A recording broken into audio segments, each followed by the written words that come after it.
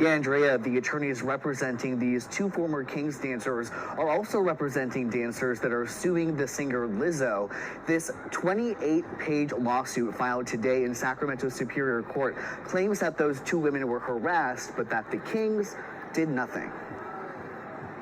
Unfortunately, when something like this happens, we can't turn back time. But a lawsuit can be filed, and two former Sacramento Kings dancers are doing just that. They're suing the team and its choreographer, Matthew Day, alleging sexual harassment, inappropriate touching, and retaliation. The lawsuit claims that both women, who were only identified as Jane Does, witnessed Day inappropriately touching other dancers' buttocks, adding that Day would linger on the dancers' bodies, specifically the legs and backs, without consent during the 2022-2023 season. Attorneys representing the two women tell me the alleged behavior created an unsafe space. It creates a very hostile work environment because not only are you witnessing something that you're afraid is going to happen to yourself in public, but now you're getting these private messages. That includes Day allegedly sending flirtatious comments and emojis over Instagram to one of the women and inviting her to his personal studio. These unwanted messages on social media, DMs,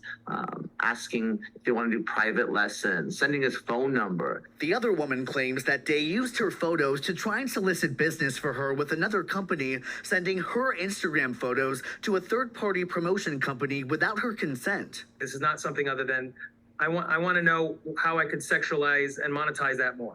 Both dancers say they complained to human resources, but when these things were brought up to the organization, they did one thing, which was, we'll look into it, and then they did nothing.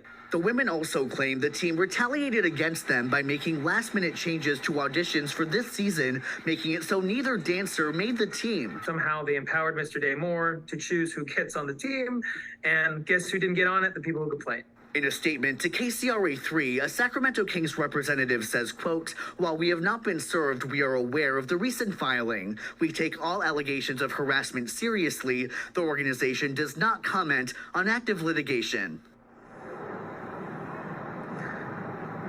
Yeah, and the two former dancers are looking for getting damages back, including for back wages, loss of earnings, and for emotional distress. The attorneys tell me that that's what they'll be seeking during a jury trial. Reporting live from the Golden One Center tonight, Orca Mann, KCRA 3 News.